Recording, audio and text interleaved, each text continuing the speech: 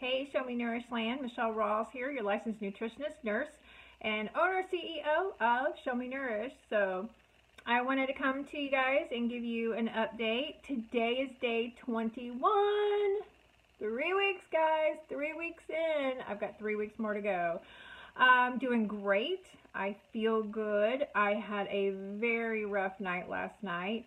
So here's the situation. We are 21 days in. Remember that I'm only 1 week without the catheter, so that is a huge accomplishment, but yet it is also a training process again. So I'll kind of go through that. I know you guys are not seeing the everyday eating if you're here on YouTube.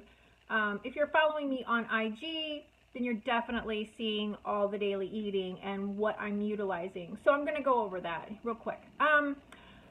Going back to the beginning, 3 weeks in now, 21 days, and as of tomorrow, I should have been ready to start a menstruation cycle. And you can definitely feel in my body that there is something that would have happened, that should have happened, but is not going to happen, and the body is going, ooh, what's going on and how do I respond? And that's why last night was so rough. I was really unable to sleep.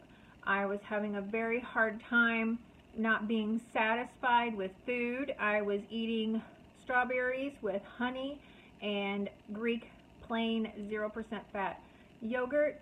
I also earlier that evening had a what they call a taco, a pita, I think it was like a pita taco salad or something like that. It was a very healthy taco type salad. I really don't know how to put it on like a flatbread. It was really good, healthy, very healthy, but nothing was really satisfying me. And you can just tell that my body is in a little bit of a whirlwind. So the hormones are changing. You know, what really brought this all about was the fact that I went to a yearly exam over the past really 5 years of me changing my eating habits.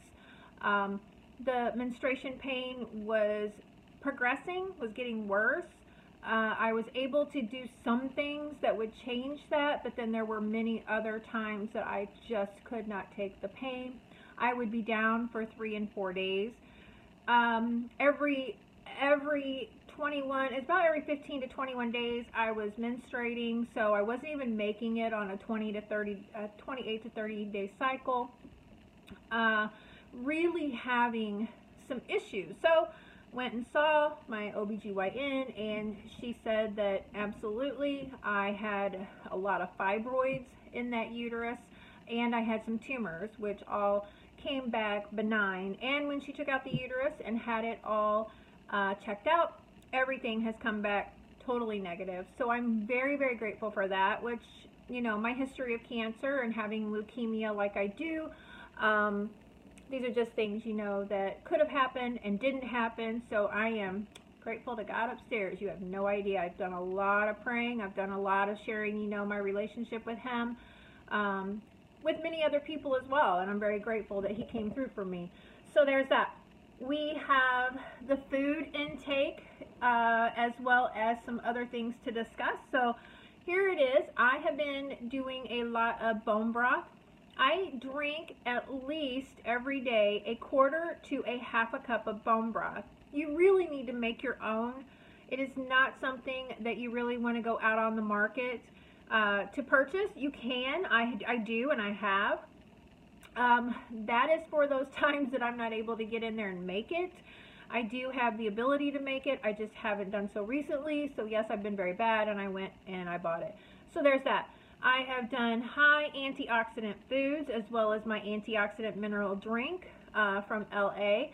I drink that twice a day, and then I make sure that I also intake on a regular basis. I can tell you it's a banana, orange, apple, strawberries, grapes, and I make sure that throughout each part of the day, because our hormone process is all different. We have the same shifting patterns throughout the course, but everyone is different.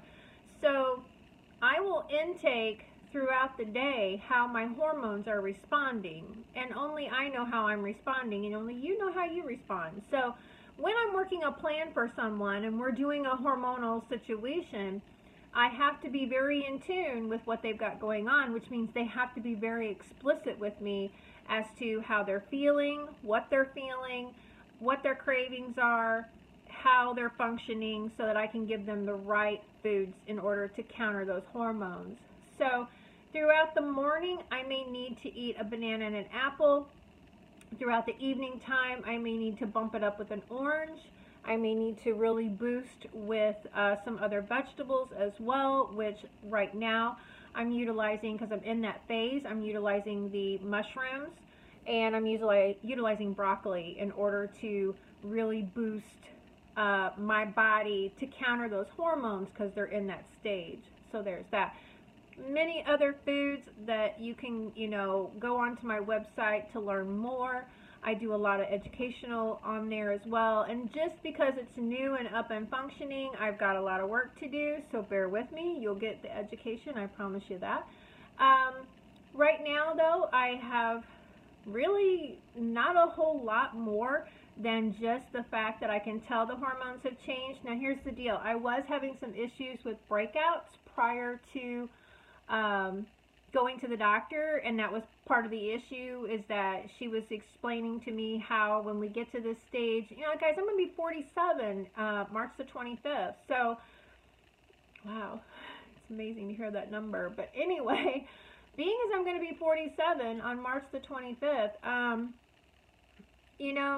I really shouldn't have been breaking out. There should have been no hormonal process to that stage, especially as good as I eat. So to know that the fibroids were in there, that was what was really, chemically boosting off my body. The tumors that were in there, that was also sending off signals that was, making all this break out. So I've had a little bit of changes where I've had a little bit of bumps right in through here. Really could have been because I got my eyebrows done and whatever they used did not mesh with my skin, or it could have been something was really trying to, take effect, and it just didn't. It went away. So, feeling pretty good though. I have to be, honest. I have some rough nights, and that's going to take place probably for the next 3 more weeks. In research, in talking to the doctors, in talking to other people, which has been phenomenal. I just really want to let everybody know that I am so grateful and so thankful for each and every one of your prayers, for each and every text I've received, every email I've received. Oh my gosh, I have just, I had no idea how blessed I really was. And I am praying that everybody who reached out, that we continue to build on that relationship and continue to grow, because I'm praying that I'm providing someone some great information, that I'm giving you a new way to move on. I know not every doctor is going to agree with you that a hysterectomy is the answer. It took me 5 years, but now I know why it took me 5 years, and that's because the doctor said I wasn't ready for this journey. I was not ready for that journey. 5 years ago, I could not have done this. My health was it was destroyed. It was horrible. And now that I'm healthier, now that I have been eating all the good foods and putting in, the great diet process and, helping other people, I really see now where God came in and He blessed me with where I needed to be at this point in time, with where my health is, and how now was the time to make this happen. So here's the situation. I was able to reduce a lot of the pain with food. I was able to reduce a lot of the pain and inflammation with some of the supplementation processes that I have. What I was not able to do was get myself in the beginning of the menstruation process. I would not be able to stay up on top of that pain. And that was because of the inner lining having all those fibroids and some tumors sitting in there firing off. So I don't want you to get me wrong that food's the answer. Food is the answer, but food only can do so much. You still have to be aggressive in taking care of yourself you still need to have your yearly checkups, and you still need to make sure that you are exercising and doing all the right things. Make sure, because one of these things that they don't tell you about, my doctor didn't tell me about it. I just know from being a nurse and educating my patients who've been through this. My doctor didn't say nothing about doing Kegel exercises, but believe you me, you need to do those Kegel exercises, okay? Here's the thing. My OBGYN did not tell me to keep doing Kegel exercises. I know from being a nurse, and I think she just assumed that I knew, so that's why she hasn't really said some things. But I went to see my primary care doctor yesterday, and she's like, Michelle, make sure you're doing those Kegel exercises. Don't not do them. Make sure you're doing them every single day. And I love her to death because she's so thorough. And she's like, make sure, because you had that catheter in, make sure that you're double urinating. These are things that I know. These are things that I've been doing. But she took the time out by just saying something because she just wanted to know how I was doing. She was actually seeing my husband. But my OBGYN, I think she just assumed that I knew this stuff. And so it was just rightfully that, I would do it. Not everybody knows that. Not everybody knows to do Kegel exercises. Even if you're not having a hysterectomy, but you are a woman, you need to do Kegel exercises. That pelvic floor can get very, very soft, and you want it to be very constricted at all times and very tight. So that's where a lot of, puns come in and things like that, because if you're not doing those Kegel exercises and you're not strengthening that pelvic floor, things become very loose and do no longer work the way they should, and that includes the bladder, that includes the bowels. So you have got to be sure that you are doing those Kegel exercises. It doesn't matter where I am. While I'm sitting here, I'm doing them. While I'm standing, I'm doing them. While I'm walking, I'm doing them. When I'm laying in bed at night trying to fall asleep, I am focused and concentrated on doing those Kegel exercises. It doesn't matter where I am. I'm always doing them, and I have for years. I had a very awesome, amazing OBGYN from my hometown area. She was very clear when I was 18 years old. If you don't do anything else, always do your Kegel exercises. And she was so on top of it with every child I had. Make sure you do those pelvic exercises, because that strengthens that uterus.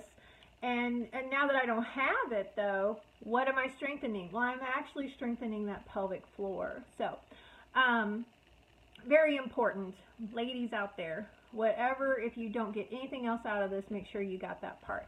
Strengthen that pelvic floor, keep that Kegel going at all times. All right, so doing great, feeling good, and again, this is not going to be an edited video. I just want you guys to have the knowledge to know, and hopefully I'm helping someone else out there. You really can feel good.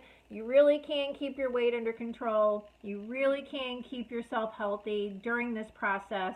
There's no way that you should gain any weight whatsoever during this entire process.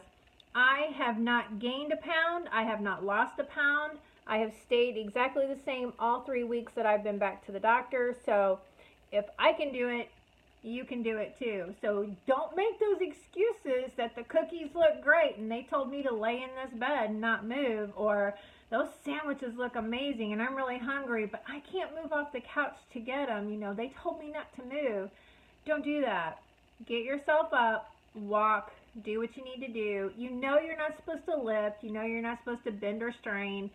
I probably have been bending. I don't know about straining, but I have been bending.